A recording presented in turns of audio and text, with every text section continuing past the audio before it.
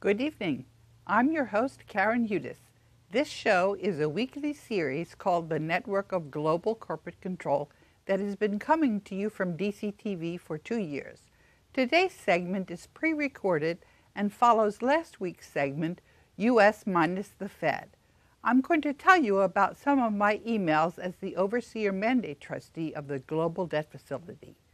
As you have learned on this series, the world's wealth is in the Global Debt Facility. I'm administering this wealth on behalf of humanity as Overseer Mandate Trustee with the Coalition for the Rule of Law. Thanks to DCTV, Carmen Stanley, studio producer, Maurice Jackson, audio, Cruchet Starnes is our floor director, and Jamie Fain is on the teleprompter. It's always exciting to write this series because it's fun to work with all of humanity. I'll give you an example. 2 years ago, I wrote a tweet which included sayings about bankers. I'll read you a handful of these quotes in a minute. James Theory said, "But for being a world-class lawyer, the presentation of your case is pretty expletive deleted, tactless." I responded, "The learning curve has been steep, and I always welcome feedback to get ready for the next step up the ladder. We're nearly there." It wasn't simple to retweet these quotes about bankers before today's segment. After 2 broken links, I finally uploaded it on Internet Archive. Sir Josiah Stamp was president of the Bank of England and the second richest man in Britain in the 1920s. He declared in an address at the University of Texas in 1927, quote, "The modern banking system manufactures money out of nothing. The process is perhaps the most astounding piece of sleight of hand that was ever invented. Banking was conceived in inequity and born in sin. Bankers own the earth.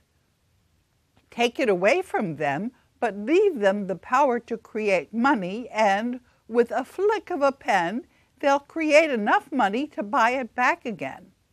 Take this great power away from them, and all great fortunes like mine will disappear, for then this would be a better and happier world to live in. But if you want to continue to be the slaves of bankers and pay the cost of your own slavery, then let bankers continue to create money and control credit." Robert Hemphill, credit manager of the Federal Reserve Bank of Atlanta in the Great Depression, wrote in 1934, quote, "We're completely dependent on the commercial banks. Someone has to borrow every dollar we have in circulation, cash or credit. If the banks create ample synthetic money, we are prosperous. If not, we starve. We're absolutely without a permanent money system." When one gets a complete grasp of the picture, the tragic absurdity of our hopeless position is almost incredible. But there it is. It's the most important subject intelligent persons can investigate and reflect upon. Graham Towers, governor of the Bank of Canada from 1935 to 55, acknowledged, quote, "Banks create money. That's what they're for. The manufacturing process to make money consists of making an entry in a book. That is all. Each and every time a bank makes a loan, new bank credit is created, brand new money." Close quote.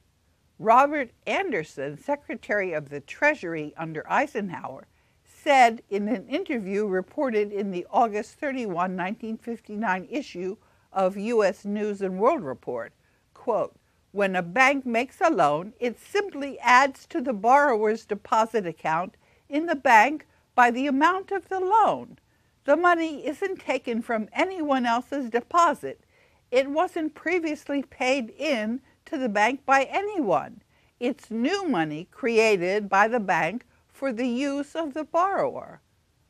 Quote, "If the people only understood the rank injustice of our money and banking system, there would be a revolution before morning." That's what Andrew Jackson, the 7th U.S. president, said. All of this information is finally sinking in. A critical mass of humanity is now aware that we need to take the creation of currency away from the bankers, and that is what we're doing. The bankers are fighting back, but their shenanigans are now in public view. The reason that things seem to be moving in slow motion is because of extra low frequency scalar weaponry. Now that we know about this weaponry, it's possible to limit its effectiveness. On the 26th of June 2016, someone who reviewed a document that I uploaded on Internet Archive reported on electromagnetic mind control experiments on human beings. Once people are aware of the existence of this weaponry, it isn't very difficult to spot whether it's being used on someone.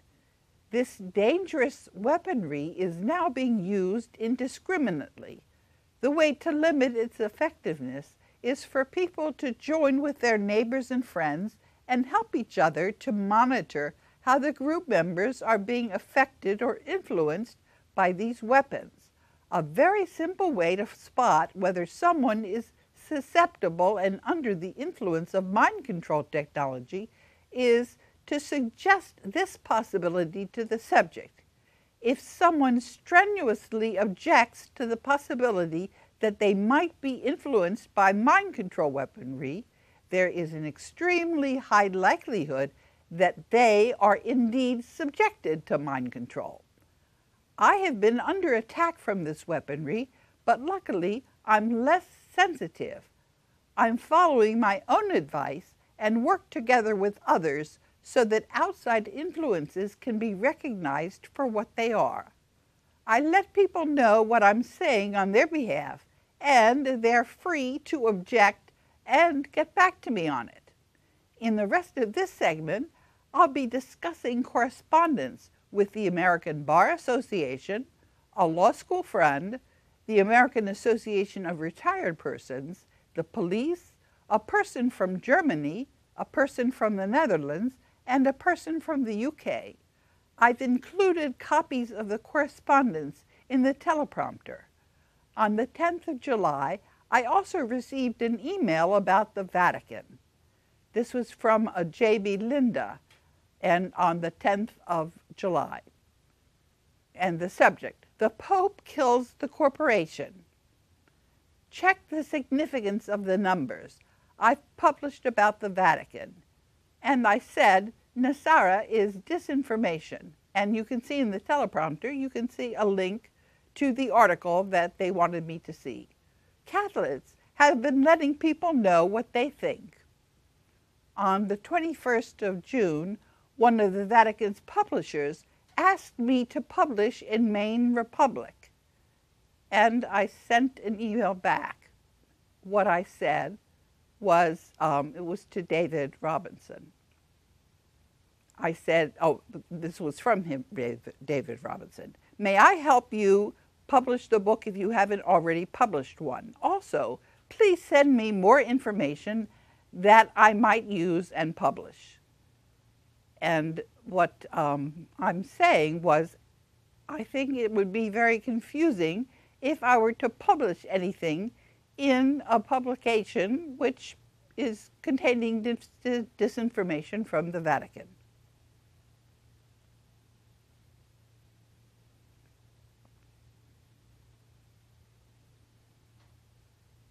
And here's correspondence with a person from Germany. "A year ago, I wrote to a follower in Germany. Dear Henriette," that's not actually her name. This news is not a blow to the network of global corporate control. They're trying to crash the system, but it's not going to crash because people know that the Coalition for the Rule of Law on the Board of Governors of the World Bank and IMF is in charge and is embarking on a global currency reset. People want to know when we're going to start exchanging the currencies. What we're waiting for is for the elites to recognize that their future is with the Coalition for the Rule of Law and that it is no longer with the insolvent network of global corporate control. The elites are wondering whether the global debt facility will make good on its promise for a smooth transition and whether they can expect humane treatment rather than imprisonment. I've already asked this question to the Netherlands, to the National Liberty Alliance, and to the governors in the states of the USA. Last night, I saw the movie The Audience, based on Peter Morgan's play about Queen Elizabeth II's weekly conversations with 50 years' worth of prime ministers. The play and movie assemble a dream team of Britain's greatest talents, including Helen Mirren as an uncharacteristically emotional queen. One commentator noted, "The playwright seems to have set up Her Majesty to be a fount of wisdom and beneficence, and then suffuses her with his own views, assuming they're hers as well." Peter Morgan did such a good job with the screenplay for the 2006 movie, The Queen. He was brought in on this next project, which another reviewer characterized as good British palace PR and politics. The play crossed the Atlantic to mixed reviews for 4 months on Broadway, which ended on June 28, 2015. Hillary and Bill Clinton joined the audience one evening in a show of solidarity for the network of global corporate control. The script is so saccharine that it approaches the maudlin at times, including a broadcast in 1940 during the war by Elizabeth Teeter as the teenage Queen Elizabeth, a scene of Elizabeth on her knees in prayer on the day of her coronation, and 2 corgis that crossed the stage a couple of times as the palace pooches. The pomp and circumstance failed to mesmerize American audiences, many of whom sensed that the lady doth protest too much, and something is rotten in the state of Denmark. At the conclusion of the 18th century, Robert Burns, Scotland's national poet, wrote, "Oh, would some power the gift ye gie us, to see ourselves as others see us."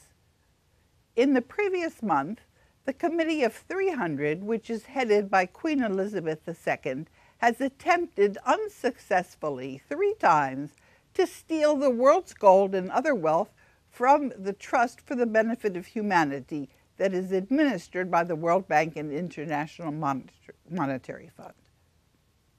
Ever since 1215, the English monarchy and the entire British crown have belonged to the Pope.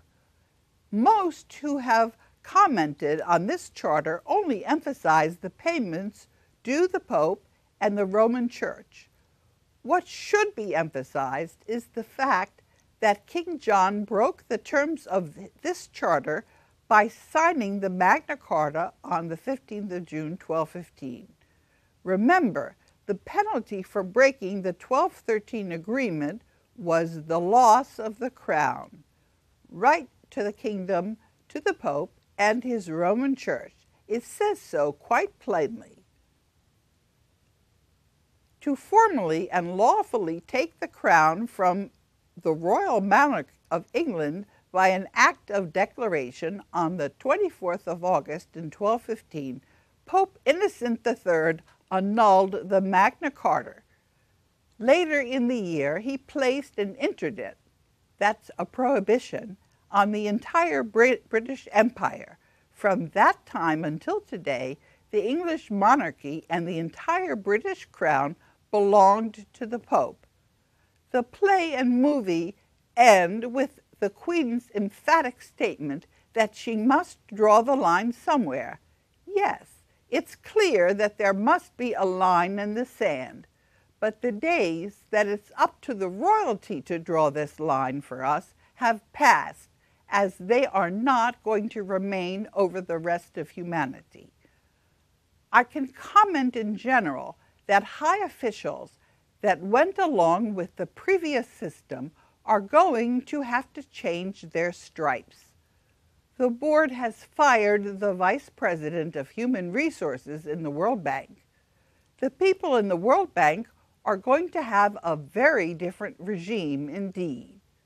Now that Joachim von Amsberg is going to the Asian Infrastructure Investment Bank, what does that say for AIIB? This fundamental reset is going to have to pivot in a very basic human way.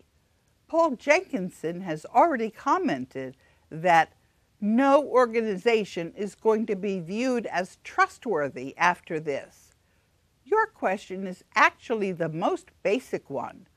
What I'm going to do is to post it without actually naming von Amsberg and publishing your name. So we will be discussing this issue in a theoretical way without pointing to von Amsberg, and you and I can pursue this discussion offline.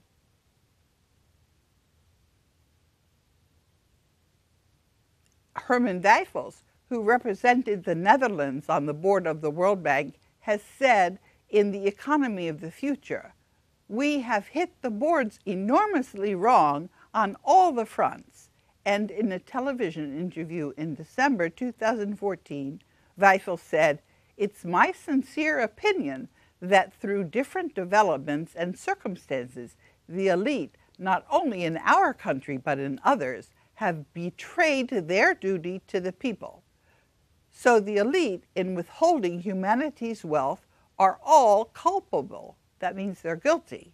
How are we going to be able to function in a transition where the elite must acknowledge the direct way that they have been at fault and somehow continue in a process of cleaning up this corruption? We're going to have to answer this right away, because that is the question that is keeping us from moving forward now. That is the remaining hurdle, I believe.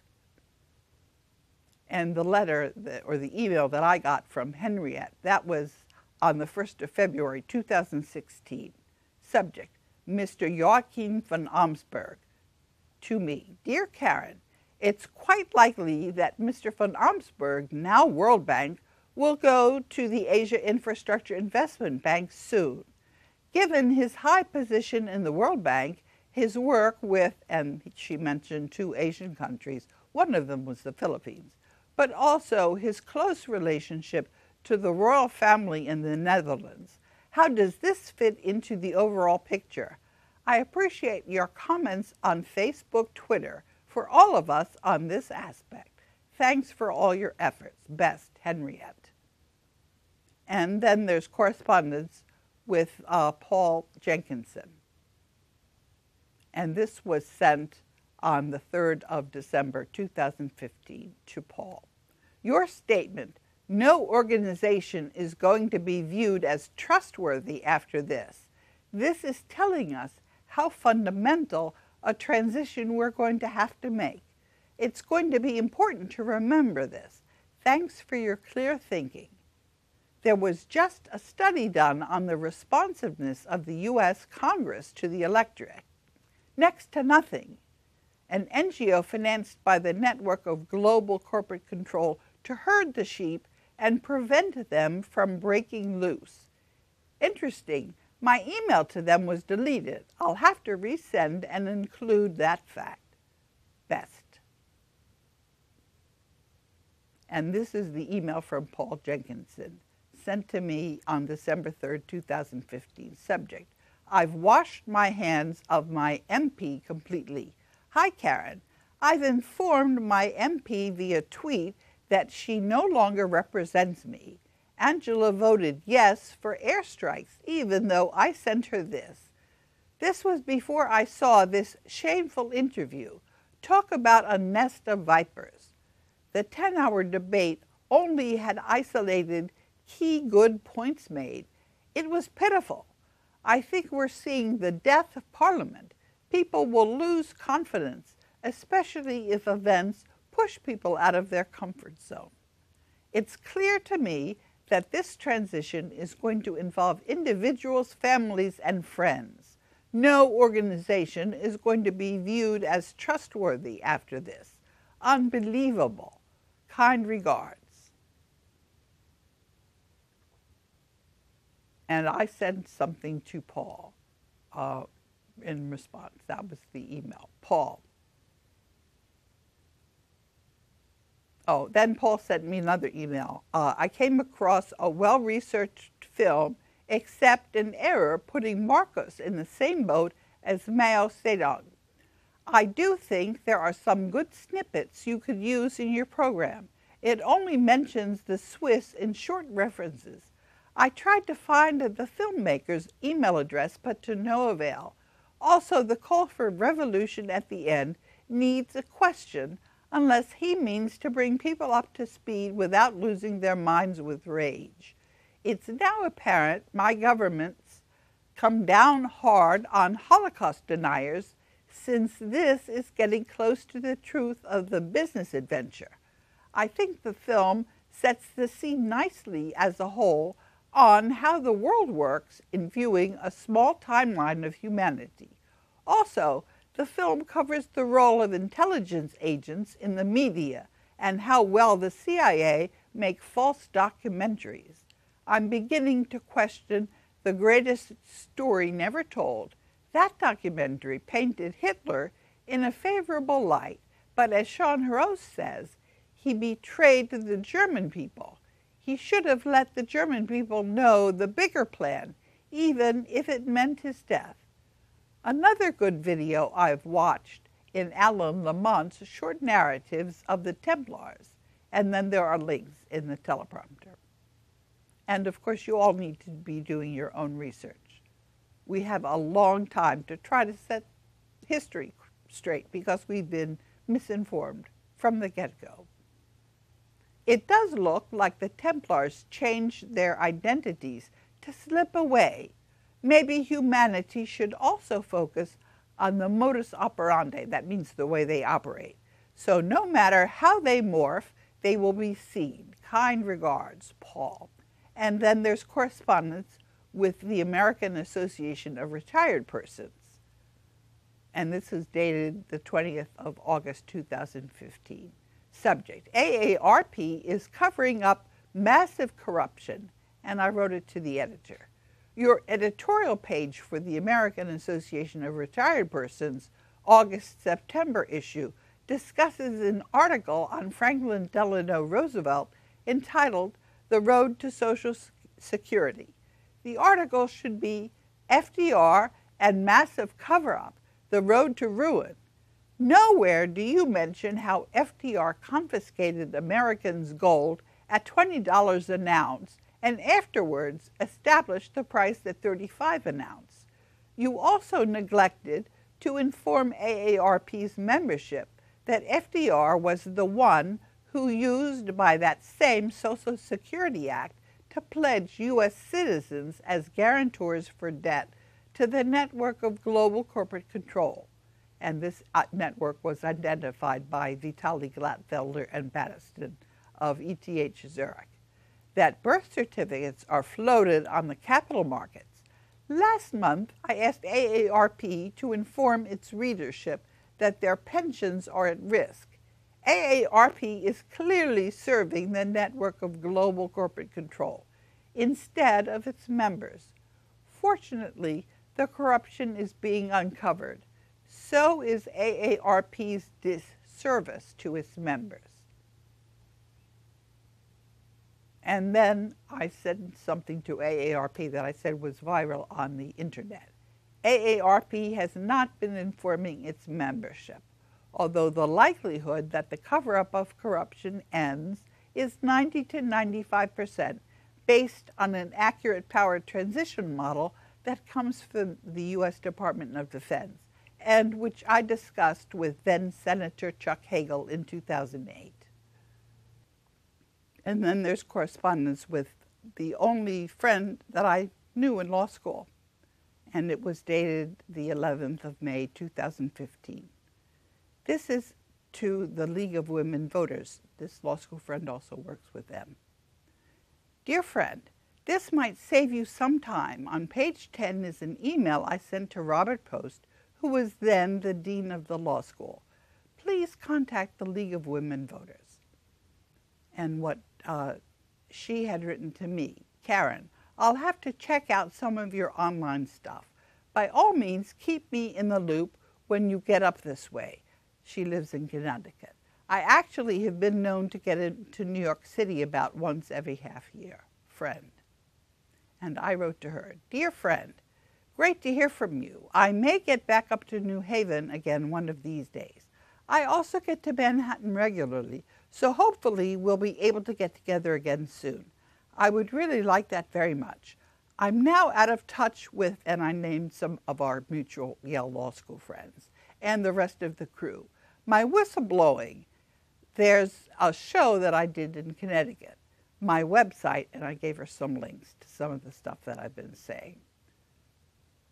It's taken on a life of its own. This was apparently too much for our common friends. More's the pity, as one of these days with the currency reset, I'm going to need to be working on keeping the honest bankers, if I can find any, going. I considered dropping in at Yale Law School when I was in New Haven, but since the legal profession still hasn't seemed to realize that the gig is up, I decided not to put them on the spot.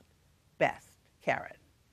And my friend said, actually, I check my personal email box about once a month, so I missed you. Sorry. If you need to reach me, the better bet is, and she gave me a different email, which I check at least once every day or two. Will you be getting back to Connecticut anytime soon? Friend. So you see, there are some lawyers that haven't completely disowned me. Clean things up. Thank you for listening to another segment of the Network of Global Corporate Control.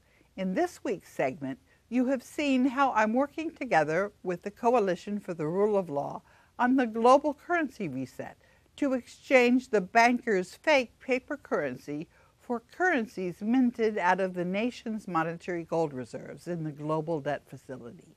Until next week, I'm your host, Karen Hudis.